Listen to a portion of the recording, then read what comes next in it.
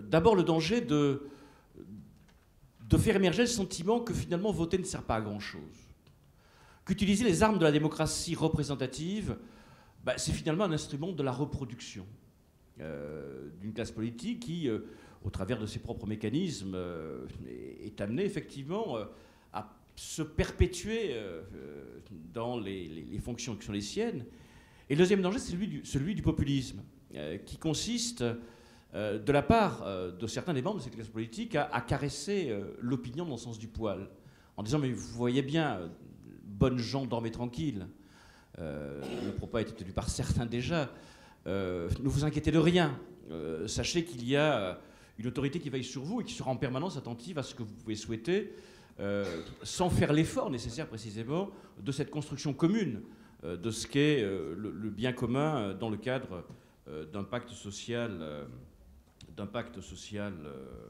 clairement redéfini. J'ai le sentiment que, alors la formule vous paraîtra un peu paradoxale, qu'il faut en revenir aujourd'hui à ce que j'appellerais un ensauvagement lucide de la citoyenneté, de nature à briser le bloc hégémonique qui s'est progressivement et patiemment constitué, doté de ses privilèges, de ses codes, de ses convenances, de ses médias, de cette certitude de disposer d'une légitimité à se perpétuer dans la fonction, considérant que toute remise en cause de la fonction serait une mauvaise manière insupportable qui lui serait faite. Cet ensauvagement exige également que l'on pose un regard intelligent sur ce qu'est devenu le peuple aujourd'hui. Alors, le peuple n'a pas changé de nature, de substance. Simplement, il est nécessairement beaucoup mieux informé qu'il ne l'était antérieurement. Il est vraisemblablement en situation d'accéder à une conscience plus claire de ce qui lui advient. Et en même temps, il est traversé par des phénomènes de diversité qui peuvent créer des tentations de l'enfermement dans des références de nature non point commune mais communautaire. Et le travail qui doit être conduit afin précisément de rendre l'ensauvagement lucide de cette citoyenneté, c'est un travail de compréhension de ce qu'il advient au peuple aujourd'hui, en ayant ce regard que la Ligue de l'enseignement a eu l'occasion un petit peu de tracer lors de son dernier congrès, dans le cadre d'un document qui est un manifeste, où à un moment déterminé, nous disons est-ce que le temps n'est pas venu de mettre en place des politiques de la reconnaissance, c'est-à-dire des politiques au travers desquelles, beaucoup plus que d'essayer de définir une sorte d'absolu, une sorte de catégorie unique des éléments constitutifs du peuple, on prendrait en considération ce que chacun est, ce par rapport à quoi chacun se construit, ce par rapport à quoi chacun se positionne, parce que je pense qu'on ne peut créer de l'universel ou du commun qu'à partir du moment où on sait à partir de quoi on le construit, on sait que cette construction ne peut avoir de pertinence que si elle respecte ce que sont les identités de chacun. Je ne fais pas partie de ceux qui, aujourd'hui, considèrent qu'il y a un en-soi de la citoyenneté, un en-soi du peuple, mais une construction patiente qui tient compte de réalités sociologiques complexes, souvent dérangeantes, parce qu'elles se situent dans des univers, ou elles proviennent d'univers qui sont différents des nôtres, mais qui doivent nous mettre dans une situation où, à l'inverse de ce que j'évoquais tout à l'heure concernant la position de Bockel, on ne considère pas que sortir les difficultés ou le peuple de la rue, ça passe simplement par la réitération d'attachements anciens qui seraient constructeurs d'une identité indéfectible des espaces nationaux français, allemands, suisses, italiens, ou éventuellement d'un espace européen qui en viendrait à ignorer ce que sont les éléments fécondants de la diversité qui, aujourd'hui, est, me semble-t-il, une des grandes conquêtes des sociétés modernes. La citoyenneté, c'est le droit de vote. Est-ce que c'est encore suffisant aujourd'hui? Le droit de vote a ceci de limité, c'est qu'il permet essentiellement de désigner des représentants. Il s'inscrit dans une logique qui privilégie la représentation, la démocratie représentative. Mais je considère par exemple qu'une manifestation est une forme éminente de démocratie. Que le fait de structurer une protestation, alors peut-on parler de démocratie continue, comme l'a dit par exemple Dominique Rousseau, enfin, le terme est intéressant. Oui, le citoyen doit en permanence être présent dans le débat public.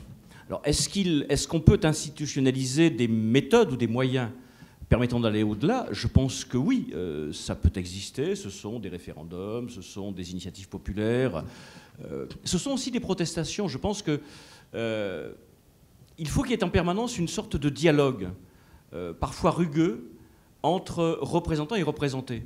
On ne fera jamais l'économie, je pense, de la représentation. On peut s'en plaindre, mais je pense qu'on n'en fera pas l'économie. Mais en même temps, la représentation n'a de sens que si elle ne se traduit pas par, et c'est pour ça que j'ai un petit peu insisté là-dessus, la naissance d'une classe politique. Au sens marxiste du terme, enfin, c'est-à-dire quelque chose qui est d'une nature ou d'une essence différente de ce qu'est le peuple.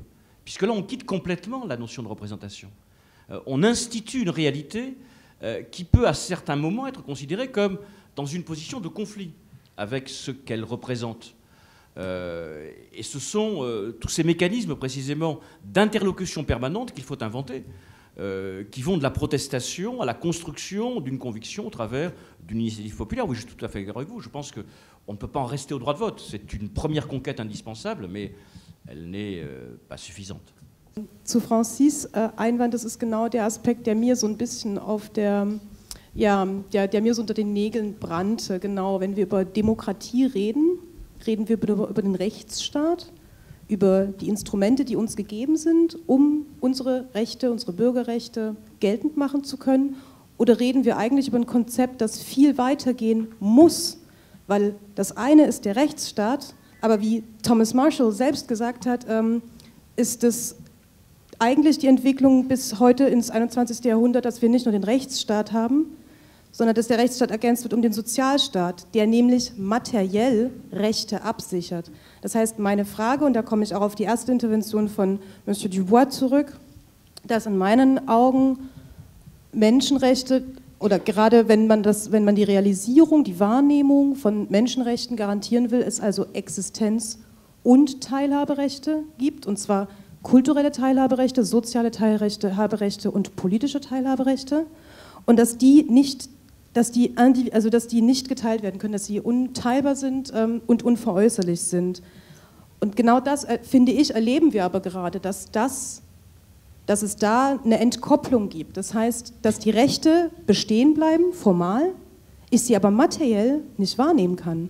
Das heißt, wir kommen in eine Situation, wo ein Teil der Gesellschaft abgekoppelt wird durch Sozialabbau und nicht mehr in der Lage sind, ihre Rechte, ihre Teilhaberechte wahrzunehmen. Wenn ich mir die Fahrt zur Demonstration nicht mehr leisten kann, wenn ich mir die Fahrt oder die Teilhabe in Form von ich bin ausgeschlossen, ich bin sozial ausgegrenzt, nicht mehr leisten kann, weil mir die materielle Absicherung fehlt, dann haben wir ein Problem. Und ich finde, diese Auflösung führt zu einer Entsolidarisierung.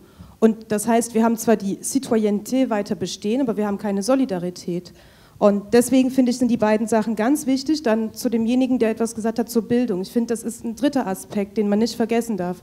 Das eine ist die Existenzsicherung, das zweite ist die Teilhabesicherung und das dritte ist der Zugang zu qualitativ hochwertigen öffentlichen Infrastrukturen und Dienstleistungen. Dazu gehört Bildung, dazu gehört der Zugang zu einer Bibliothek, zu Hochschulen.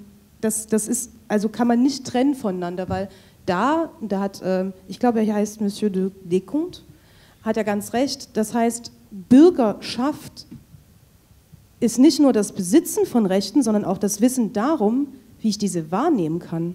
Und da finde ich, ist eine Bildung und der Zugang zur Bildung ganz wichtig und ganz essentiell.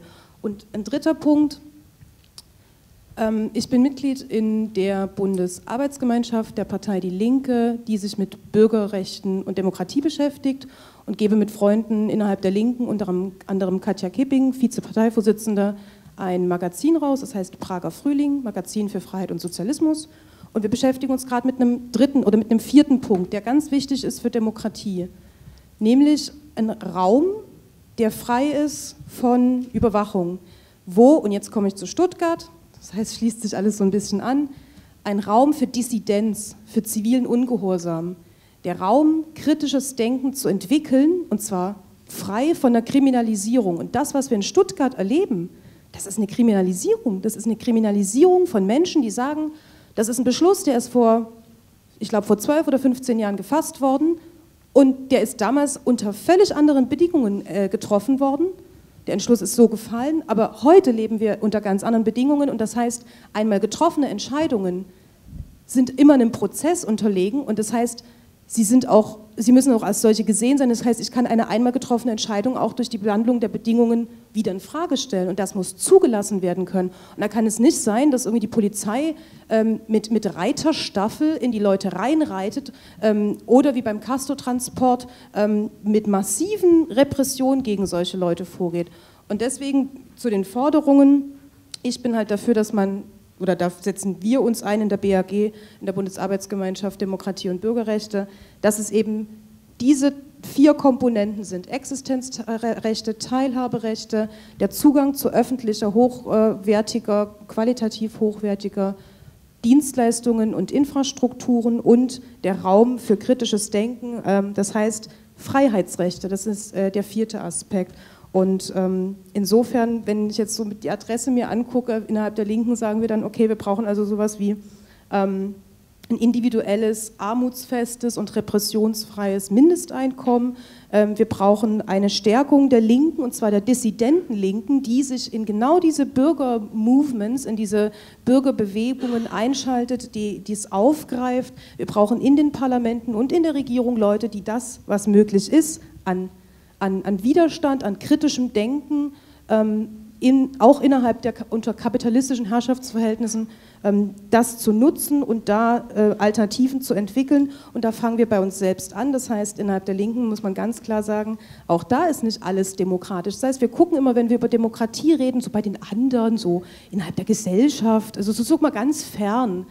Demokratie fängt bei uns auch, oder finde ich, müsste auch innerhalb der eigenen Reihen anfangen. Das heißt, innerhalb der Strukturen, in denen wir arbeiten und innerhalb den Entscheidungsfindungsprozessen, also die Debattenführung.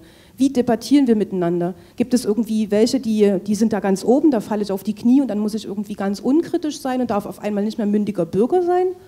Oder darf ich mich kritisch in eine Debatte einbringen und sagen, also ich wünsche mir das so und bloß weil du Parteivorsitzender bist, hast du jetzt irgendwie nicht die Weisheit mit Löffeln gefressen und irgendwie das Recht für dich gebucht. Und ich finde, wenn wir das akzeptieren, dass wir innerhalb der eigenen Reihen auch anfangen, demokratisch zu diskutieren, uns zu strukturieren, dann ist das der erste Anfang in Richtung quasi einer Realisierung von dem, was wir Anspruch und Wirklichkeit nennen.